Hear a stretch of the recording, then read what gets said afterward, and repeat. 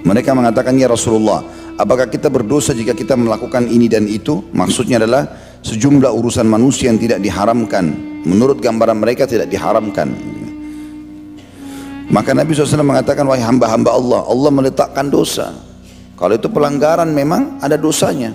Misal ghibah, fitnah, caci, semua. Kalau berhubungan sama alam orang, ada Allah letakkan dosa-dosa kalau kita melanggarnya. Kecuali seseorang yang memperoleh tubuh seseorang dengan ghibah, maka itulah dosa dan kebinasaan. Maksudnya adalah, dan induk daripada dosa-dosa itu adalah ghibah. Ghibah berarti menceritakan aib orang.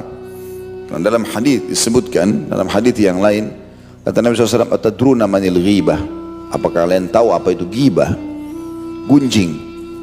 Maka kata para sahabat, Allah dan Rasulnya lebih tahu ya Rasulullah. Allah dan Rasulnya lebih tahu. Maka kata Nabi SAW, engkau menyebutkan sesuatu yang tidak disukai dari saudaramu. Jadi kalau kau ceritain dia nggak suka itu. Maka ada sahabat mengatakannya, Rasulullah, bagaimana kalau memang dasarnya ada pada dia itu? Kata Nabi SAW, kalau ada padanya kau telah menggibahnya. Kalau tidak ada padanya, kau telah menzaliminya atau memfitnahnya. Teman-teman, tugas kita, apa yang kelihatan depan mata, apa yang terdengar oleh kuping, yang terjangkau dengan tangan dan kaki, kalau itu benar kita dukung, kalau itu salah kita luruskan. Yang tidak kita tahu nggak usah dikorek-korek. Saya sudah sering bahasakan itu. Jangan ambil tugasnya malaikat. Sudah ada Allah taruh kiri kanan, catat amal baik dan amal buruk, dan tidak pernah tidur. Malaikat tidak tidur, catat semua. Kita tidur pun ditemani sama dia. Jadi untuk apa kita sibukkan diri, repot dengan keadaan orang, ngawasin ini, ngawasin itu, gitu kan? Maka tidak bisa selesai-selesai. Salah depan mata kita luruskan, benar kita dukung, selesai, kan begitu. Sederhananya begitu. Jadi kalau orang berjalan seperti ini, dia akan tentram sebenarnya. Orang yang sulit hidupnya itu karena selalu mencari kejelekan orang. Sebagian salaf mengatakan, orang yang sibuk mencari kejelekan orang lain, maka dia akan melupakan kejelekan dirinya. Dan ini adalah awal kebinasaan dia. Sementara orang yang sibuk mencari, menilai kejelekan dirinya, apa nih yang kurang, supaya dia bisa upgrade dirinya, dia bisa perbaikin lebih bagus lagi, maka dia akan tertutupi dari kejelekan orang lain, karena dia sibuk perbaiki dirinya. Dan kapan dia lihat kejelekan yang sama pada orang lain, maka dia akan merasa sedih karena menimpa saudaranya. Jadi kita harus sibuk dengan itu. Kita nggak boleh teman-teman selalu mencari kesalahan orang. Perhatikan adab nabawiyah. Pernah satu kali Nabi SAW makan dengan para sahabat di sekitar Masjid Quba. Ada undangan rupanya makan daging unta. Ini kisah nyata terjadi dalam hadis sahih ya. Habis makan unta rupanya, maaf, ada sahabat satu keluarin angin. Baunya mana-mana gitu. Ya. Sehingga yang lain terganggu. Ya. Maka Nabi SAW melihat kejadian itu, bagaimana caranya nih? Mengingatkan orang yang buang angin di tempat makan, orang rame-rame gitu. Dan baunya mengganggu orang lain. Tadinya makanan sedap, sekarang cium bau ini mengganggu nih. Tapi Nabi punya adab yang luar biasa. Beliau mengatakan, selesai makan, semua yang sudah makan daging unta beruduk. Semua, tidak terkecuali. Artinya kalian semua di ruang ini keluar uduk. Nabi nggak tegur satu orang itu saja yang kentut itu. Yang Nabi tegur, Nabi ingatkan semua, supaya orang itu tertutupi. Bayangin adabnya gitu. Nabi SAW bilang, semua yang makan daging unta beruduk. Keluar semuanya. Nabi nggak sebutin. Ada juga teman-teman sekalian, kisah semalam saya sempat sampaikan sebenarnya di blog M ini, tapi saya ingatkan di sini karena belum saya sampaikan di sini. Umar bin Khattab radhiyallahu anhu itu punya tradisi yang baik sebenarnya. Beliau itu setiap malam sebelum tidur keliling Madinah. Keliling Madinah cari. Mungkin ada masyarakat yang butuh bantuan, mungkin ada yang butuh nasihat, mungkin apa saja. Dan banyak kisah beliau berhubungan dengan masalah membantu orang di malam hari. Banyak sekali, Masya Allah. Ada pernah orang Badui mau melahirkan istrinya, dibantu dengan dia dengan istrinya. Maksudnya Umar bin Khattab sama istrinya membantu untuk melahirkan istrinya orang itu. Sementara dia tidak kenal siapa orang itu di tengah malam. Kemudian juga pernah memberikan ibu yang janda punya anak-anak kecil sudah 3 hari kelaparan, dibantu makanan dan seterusnya. Intinya satu waktu pernah teman-teman Umar bin Khattab jalan di kejauhan kota Madinah, rupanya ada rumah masih menyala lampunya kalau kita sekarang. Jadi ada, mereka dulu pakai sumbu dan minyak gitu. Masih nyala. Umar bin Khattab lewat, mau tahu kenapa ini masyarakatnya masih ada yang seperti ini. Dia lewat, terus dia bersama Abdullah bin Mas'ud radhiyallahu anhu majma'in lagi jalan ngawasin malam itu. Lalu Umar mengatakan, "Hai Abdullah, tunggulah di sini." Disuruh tunggu agak jauh dari rumah itu. Lalu Umar ngintip dari jendelanya, ngelihat ke dalam.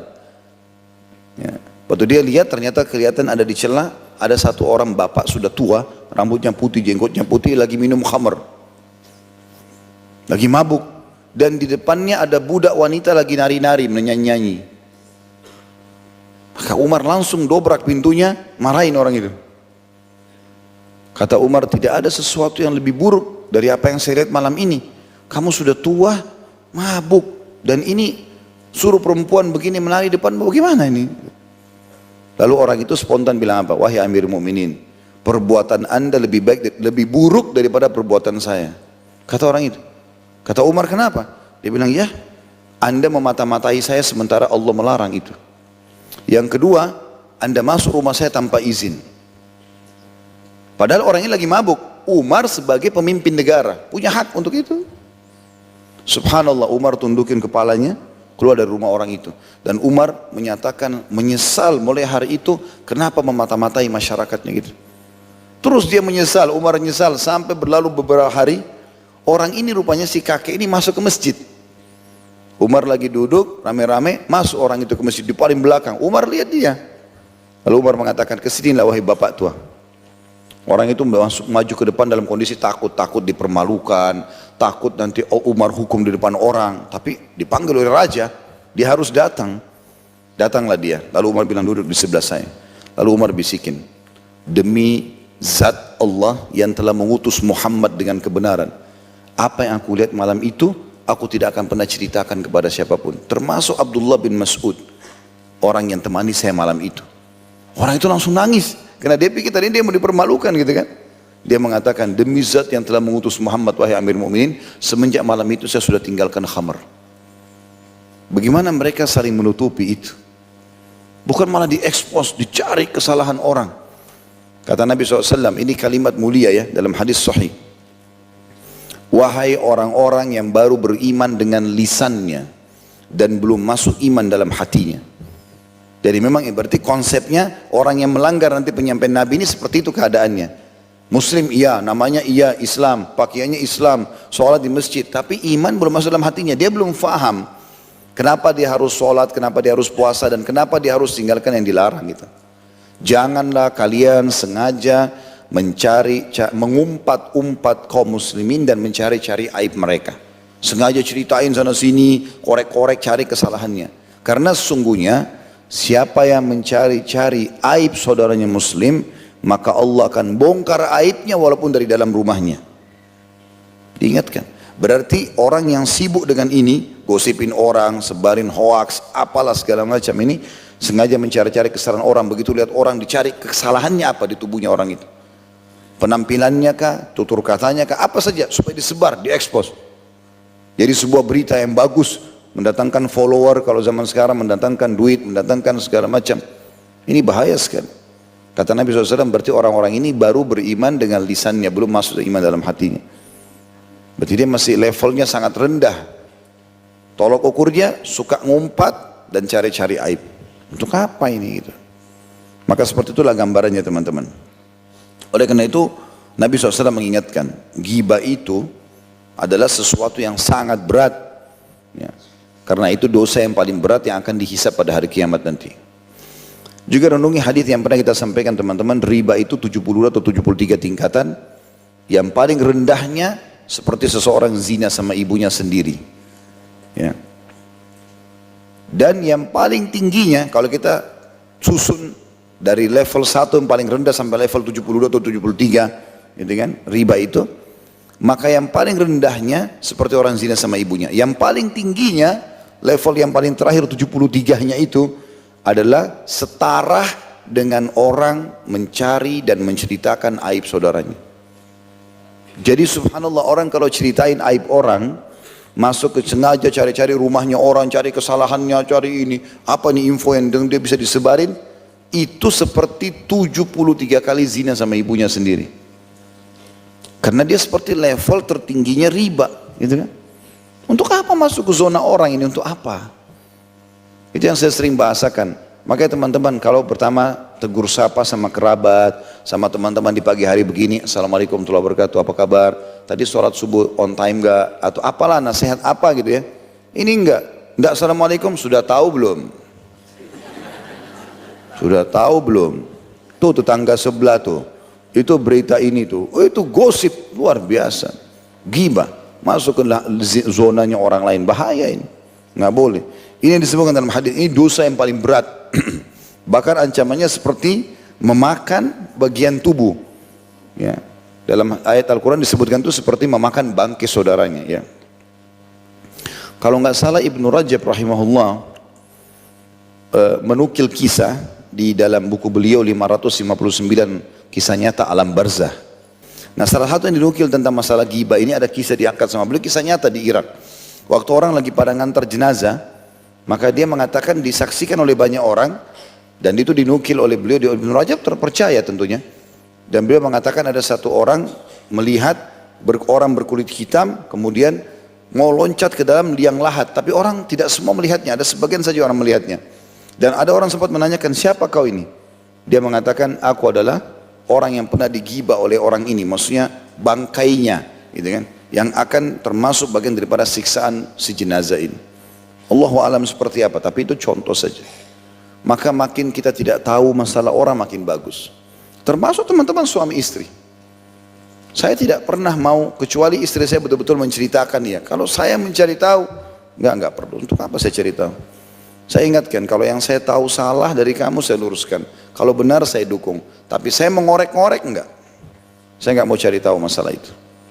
Saya sampai hari ini tidak pernah ya, atau tidak mau memang untuk memeriksa handphone istri saya. Saya enggak mau. Urusan dia sama Allah, urusan kau sama Allah. Ada orang pulang kerja suami, mana handphone kamu? Cek dulu semua. Kamu hubungi siapa saja. Curiga.